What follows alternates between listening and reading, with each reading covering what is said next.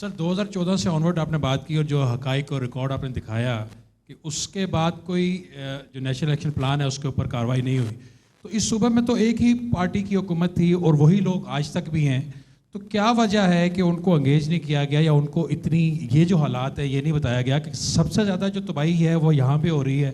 اور دوسرا، آج پھر وہ انہی لوگوں سے مدد مانگ رہے ہیں جن کی سرزمین ہمارے خلاف استعمال ہو رہی۔ یہ سوال آپ کیوں نہیں کرتے ان سے؟ یو آر دی میڈیا، آپ اس ملک کے عوام ہیں، کہ وہ کون سی سیاسی مصلحت ہے جس کی وجہ سے انہوں نے خود یہ ڈاکومنٹ بنائی، انہوں نے خود اس ڈاکومنٹ کا احاطہ کیا جو 14 نکات ہیں، اور وہ خود ڈیلی اس پہ عمل نہیں کرتے؟ اس کی وجہ کیا ہے؟ آپ حقیقت جاننا چاہتے ہیں؟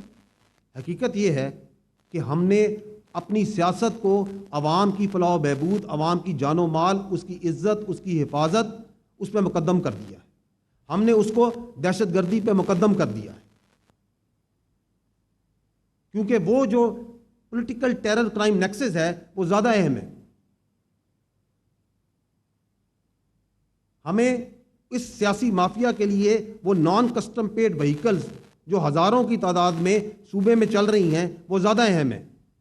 ایک دہشت گردی کا واقعہ ہوتا ہے، ایک وہیکل ون آئی ڈی ہوتی ہے، نہ اس کا وہ نان کسٹم پیڈ گاڑی ہے، اس کا نہ چیسی ملتا ہے، نہ انجن ہے، نہ کوئی کاغذ ہے۔ کوئی دوسرے ملک سے کوئی بندہ کہے یہ کیسے ہو سکتا ہے؟ وہ اس لیے ہو سکتا ہے کہ یہاں پہ ہزاروں نہیں، بیسوں ہزار گاڑیاں اس طرح کی چل رہی ہیں۔ So if they are good with non custom paid vehicle then they should be good with terrorism also.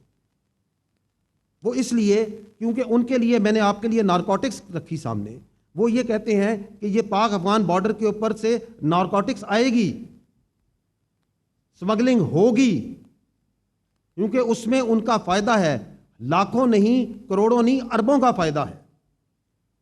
تو اگر آپ کے لیے اس بارڈر کو آپ چاہتے ہیں، آپ کے قانون نافذ کرنے والے ایف سی، انٹیلیجنس ایجنسیز سب جون سی ہیں، وہ کہتی ہیں اس بارڈر کو سیل کرنا ہے، آپ اس پہ ایکشن کرتے ہیں تو مختلف جگہ سے ڈرگ بیرنز، سہولت کار اور ان کی سیاسی پشت پناہی کرنے والے کھڑے ہو جاتے ہیں۔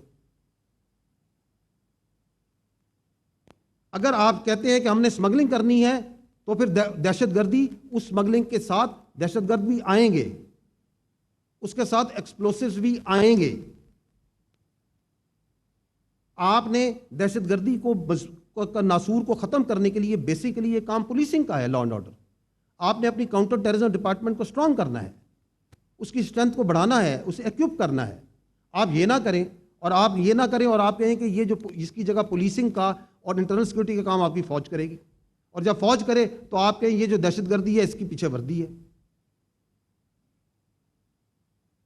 آپ کو معلوم ہے، ان کو معلوم ہے، یہ بالکل جانتے ہیں کہ دہشت گردی میں، اس کرمنل مافیا میں، ان کرائمز کے اندر ایک بہت بڑی تعداد افغانیوں کی ہے۔ فیکٹس اینڈ فگرز ہیں، آپ صحافی ہیں، آپ کے سامنے ہیں۔ جب ریاست پاکستان کہتی ہے، قانون نافذ کرنے والے ادارے کہتے ہیں کہ ان کو آپ واپس ان کے ملک بھیجیں، تو آپ کہتے ہیں کہ نہیں ہمارے بھائی ہیں، ہم ان کو واپس نہیں بھیجیں گے، کیونکہ وہ آپ کے کرمنل مافیا کا حصہ ہیں، کیونکہ آپ ان کو اپنے سیاسی مقاصد کے لیے استعمال کرتے ہیں۔ تو حقیقت تو ان کے سامنے ہے، کیوں نہیں؟ بیکاز ان کی ذات، ان کے فوائد، ان کی سیاست آپ سب کی جان و مال سے ان کو زیادہ عزیز ہے۔ اور جب آپ یہاں مس گورننس کریں، کرپشن کریں، تو آپ نہیں چاہتے کہ اس کے اوپر بات چیت ہو، تو یہاں سے دے آر ایبسلیوٹلی ہیپی کہ یہاں سے صرف سیکیورٹی کے واقعات اور دہشت گردی اور ٹیررزم کی سٹوریز آگے ہیں، تاکہ باقی چیزوں پہ بات چیتیں نہ ہو۔ Nobody should talk about your governance. Nobody should talk about your performance.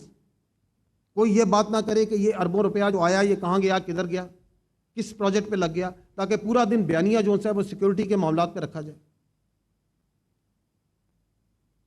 So that's the fact. Now the time has come where we have to be very clear and honest with each other. Because اس فوج کے بچے، ان intelligence agencies کے بچے، اس police کے بچے، آپ کے بچے ان دہشت گردوں کے ہاتھوں ڈیلی جو ہے اپنی جانیں دے رہے ہیں۔ کل بھی دی، پرسوں بھی دی، اس سے پہلے بھی دی۔ خوبصورت جوان اپنے سینوں پہ گولیاں کھا رہے ہیں تاکہ ان کی سیاست چلتی رہے, تاکہ یہ لوگوں کو گمراہ کرتے رہے. This has to end. This status quo will not be tolerated anymore.